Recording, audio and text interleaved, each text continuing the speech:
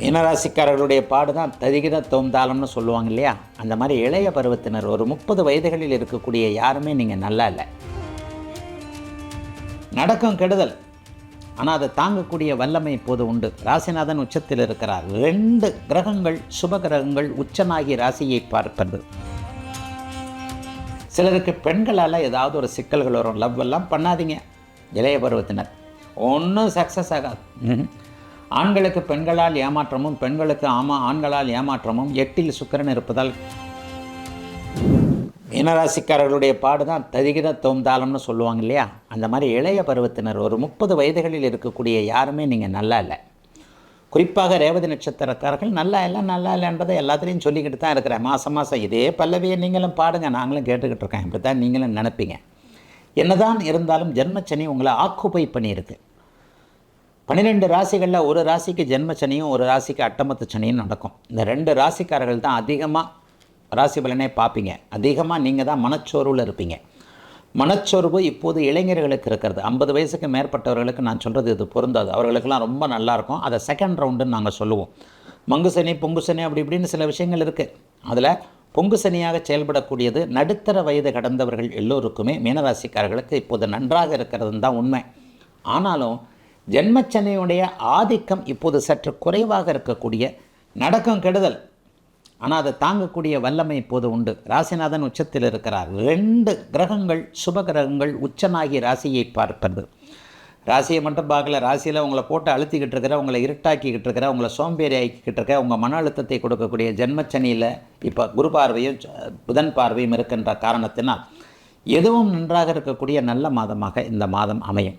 சமீபத்தில் பழக்க வழக்கங்களை வேறு மாதிரியாக கற்றுக்கொண்டவர்கள், ஒரு பழக்கத்திற்கு அடிமையாக்கி விட்டவர்கள், ஒரு தொடர்புக்கு அடிமையாக்கி விட்டவர்கள், அப்படியே மனம் போன போக்கில் போய்கிட்டு இருக்கவங்க எல்லாத்துக்குமே மனம் திருந்தக்கூடிய மாதமாக, உங்களை பற்றி நீங்களே அறிந்து கொள்ளக்கூடிய மாதமாக இந்த மாதம் கண்டிப்பாக அமையும். சிலருக்கு பெண்களால் ஏதாவது ஒரு சிக்கல்கள் வரும். லவ் எல்லாம் பண்ணாதீங்க இளைய பருவத்தினர், ஒன்றும் சக்ஸஸ் ஆகாது. ஆண்களுக்கு பெண்களால் ஏமாற்றமும், பெண்களுக்கு ஆண்களால் ஏமாற்றமும். 8 சுக்கிரன் இருப்பதால் கிடைக்கக்கூடிய அமைப்புகள் இப்போது உண்டு. இளம்பெண்களுக்கு மிக மிக முக்கியமாக ஒன்று சொல்லுவேன், இழக்கக்கூடாத ஒன்றை இழக்கக்கூடிய அமைப்புகள் இந்த 3 மாதத்தில் இருக்கும். அதனால் இவெல்லாம், ஏன்னா சுக்கிரன் 8 போய் வர்றார். 8 போய் சுக்கிரன் மறைஞ்சாலே ஏதாவது ஒரு ஏடாகுடம் பண்ணுவார். ஆக இழக்கக்கூடாததை, திருமணத்திற்கு முன்பாக இழக்கக்கூடாத ஒன்றை இழந்து விட்டேனே என்கின்ற அமைப்பு மீனராசிக்கார பெண்களுக்கு வரும் என்பதால் எதிலும் கொஞ்சம் நிதானமாக இளைய பருவத்தினர் இருங்கள்.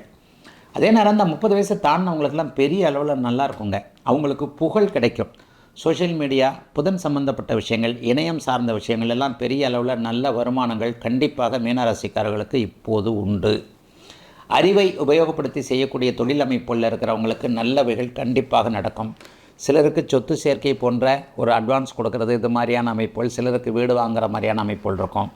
வியாபார பெருமக்களுக்கு வியாபாரம் அப்டேட் ஆகும். உண்மையை சொன்னால் கடைகளுக்கு பொதுமக்கள் சரக்கு வாங்கினது போக இப்போ கடையில் இருக்கின்ற பொருட்கள் வீடு தேடி பொதுமக்களை தேடி போய்கொண்டு இருக்கின்ற காலத்துக்கு வந்துட்டோம் இல்லையா? இது மாதிரியாக நம்ம வியாபாரத்தில் என்ன பண்ணுறதுன்ற ஒரு அப்டேட் இருக்கக்கூடிய அமைப்புகள் இப்போது மீனராசிக்காரர்களுக்கு உண்டு. மீனராசிக்கார பெரியவர்களுக்கு சங்கடங்கள் எதுவும் இருக்காது. உங்களுக்கு 2வது சுற்று சனியாக அது செயல்படும். லாபங்கள் இருக்கும், வெற்றிகள் இருக்கும், தொழில் நன்றாக இருக்கும். குடும்பத்தில் அதை செஞ்சேன், இதை செஞ்சேன், பிள்ளைங்களுக்கு இதை வாங்கி கொடுத்தேன்ற மாதிரியாக ஒரு மன நிம்மதி இருக்கக்கூடிய, எதிலும் கூடுதல் நன்மைகள் இருக்கக்கூடிய நல்ல மாதமாக அமைஞ்சிருக்குங்க. வயதிற்கு ஏற்றாற் போல மீனராசிக்காரர்கள் எல்லோருக்கும் இதோ செப்டம்பர் மாதம் பிறக்கப் போகிறது. நாட்கள் போகிறதே தெரியல, அதுதான் உண்மை. மாதங்கள் எப்படி உருண்டோடுகிறது, வருஷங்கள் அப்படியே பறந்துக்கிட்டு இருக்கு. நமக்கு கொஞ்சம் வயசாகிருக்கு, ஆனால் நம்ம நல்லா இருக்கிற மாதிரி தெரியலவே என்கின்ற மாதிரியாக சில பேர் நம்மில் எப்போவுமே ஒரு குழப்ப மனசுலே இருக்கிறீங்க. பெரும்பாலும் ராசிபலன் வீடியோக்கள் பார்க்குறவங்கெல்லாம் அடுத்த மாதமாவது, அடுத்த வாரமாவது, நாளைக்காவது எனக்கு நல்ல காலம் பிறந்து விடாதா என்கின்ற ஒரு ஆதங்கத்தில் தான் அந்த ராசிபலன் வீடியோக்கள் பார்க்குறீங்க. போன மாதம் ஆகஸ்ட் மாதம் முழுவதும் சுக்கிரன் நீச்சம். அதுவும் உலக வாழ்க்கையில் மிகப்பெரிய அளவில் ஒரு சொகுசை கொடுக்கக்கூடிய, பணத்தை கொடுக்கக்கூடிய, அனுபவிக்க வைக்கக்கூடிய சுக்கிரன் நீச்சம்ன்றதுனால பெரும்பாலானவர்கள் போன மாதம் நல்லா இல்லை. இதை நான் ரிஷப துலாம் ராசிக்காரர்களுக்கு சொல்லியிருக்கிறேன். அந்த ரிஷப துலா ராசிக்காரர்களுடைய ராசிநாதன் நீச்சம். அப்போ போன ஆகஸ்ட் மாதம் முழுவதும் ஏதோ ஒரு வகையில் வருமானத்தை இழந்து, கஷ்டத்தை அடைந்து, ஒரு மாதிரி நினைத்தது நடக்காமல், எதுவுமே சரியாக வராமல் இருப்பவர்களுக்கு இந்த மாதமாவது ஏதாவது ஒரு வகையில் நல்லா இருக்குமா அப்படிங்கிறது தான் செப்டம்பர் மாதத்துடைய கேள்வி. மாத பலன்கள் நான் ஏற்கனவே நம்ம ஃபுல் அண்ட் பக்தி சேனலில் சொன்ன மாதிரி மாத கிரகங்கள்னு சொல்லப்படக்கூடிய சூரியன், செவ்வாய், சுக்கிரன், புதன் ஆகிய 4 கிரகங்களுடைய இயக்கங்களை வைத்து சொல்லப்படுவது. செப்டம்பர் மாதத்தில் சனிப்பெயர்ச்சி இல்லை, குரு பயிற்சி இல்லை, குரு அதிசாரத்தில் போவார். அது கூட இப்போ இல்லை, இன்னும் 2 மாதம் கழித்து தான் குரு அதிசாரத்தில் போவார். ராகு கேது பயிற்சியும் இல்லை. வருடாந்திர கிரகங்கள் நிலையான அமைப்பில் இருக்கையில் மாதாந்திர கிரகங்களான சூரியன், செவ்வாய், புதன், சுக்கிரன் ஆகிய 4 கிரகங்களுடைய நிலைமையை வச்சு செப்டம்பர் மாதத்தை எப்போ இது பண்ணுறதுன்னு கணிச்சிடலாம். செவ்வாய் என்ன நிலைமை? செப்டம்பர் மாதத்தில் 2 ராசிகளில் இருப்பார். சூரியன் அவர் தமிழ் மாதத்தில் முதல் தேதியில் மாறி ஒவ்வொரு தமிழ் மாதமும் சூரியன் முதல் தேதியில் மாறுவார். இது ஆங்கில மாதம் தானே, செப்டம்பர் மாதம். அப்போ இப்போ இருக்கக்கூடிய சிம்ம வீட்டிலும் அப்படியே அடுத்த கன்னி வீட்டிலும் 2 இடங்களில் நல்ல நிலைமைகளில் தான் சூரியன் இருக்கிறார்.